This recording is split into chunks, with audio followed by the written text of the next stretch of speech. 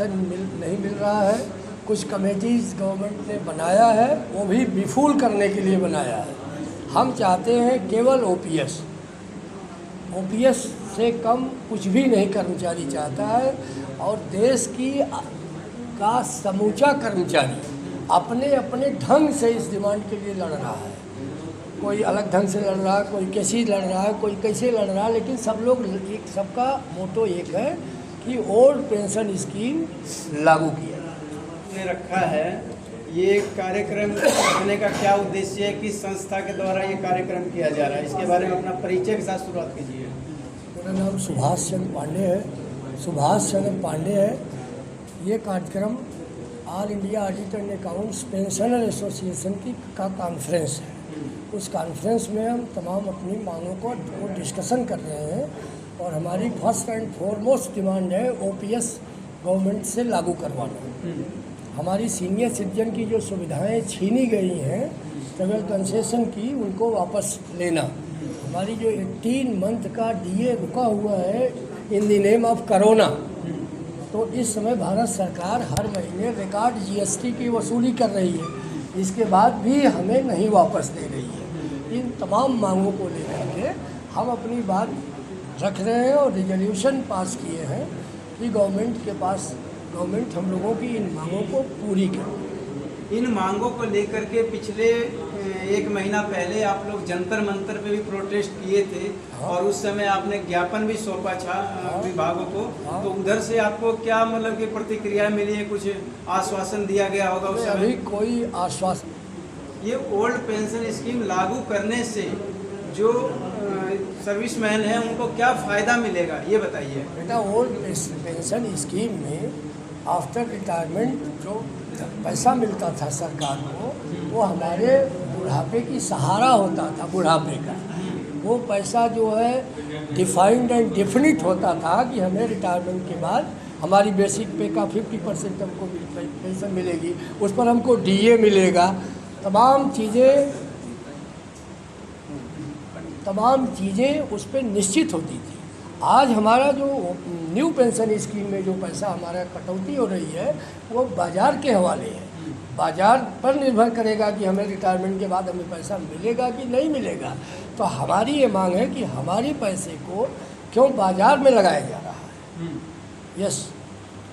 तो कौन कौन सी मांगे हैं सरकार से आपकी, ये बताइए। हमारी मांगे हमने बताया तो, हमारी पहली मांग है कि ओपीएस लागू किया जाए। दूसरी हमारी मांग है कि हमारी जो सीनियर सिटीजन की सुविधाएं हैं, जो यात्रा सुविधाएं हैं, रेलवे कंसेशन है, उसको कोरोना के नाम पर जो बंद किया गया है उसको फिर से प्रारंभ किया जाए। तीसरी मांग है हमारा जो 18 महीने का डीए सरकार ने रोक के रखा हुआ है, उसको अविलंब रिलीज़ किया जाए। इस प्रकार की कई मांगें हैं हमारी, जिसको हम चाहते हैं कि सरकार अविलंब पूरा करे। नहीं तो हमारा अगला फेज पुनः रामलीला ग्राउंड में आने का है। हर शहर में मिलने की नीति है। ये सारा सेंट्रल गवर्नमेंट है, हम लोग एक पार्ट है confederation of central government employees का, NCCPA का, नेशनल कोऑर्डिनेशन कमेटी के हम लोग भी एक पार्ट है। All India audit and accounts pension association के लोग जो कॉन्फ्रेंस है हम लोग की हो रही है।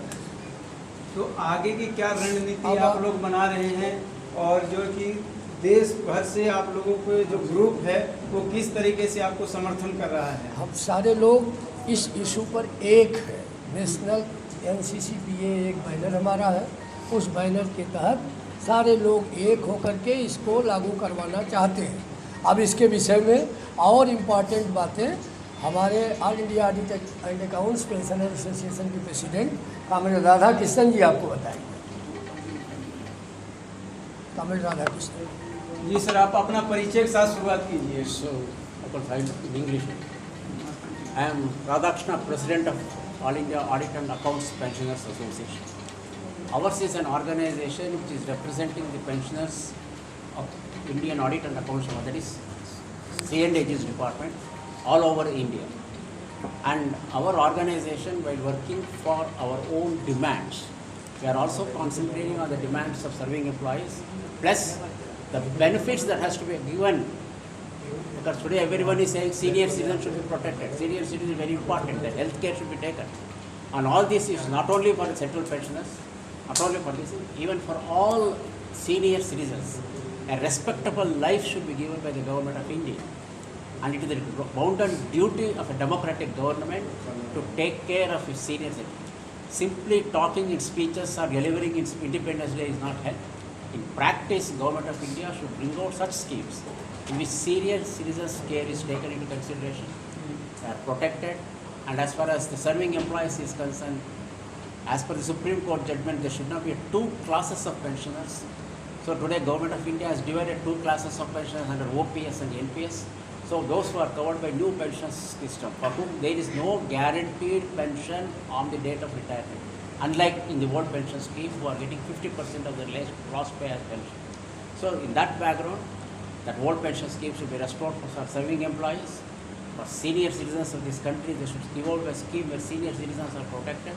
Actually, October 1st is celebrated all over the world as a Senior Citizens Day. So government of India should announce some scheme for protecting the interest of senior citizens. And other issues already Subhash Chandra Pandey has explained to you. And all these issues, along with other pensioners associations, senior citizens association, serving employees association, we will talk about a program to achieve these demands and bring pressure on the government. Thank you.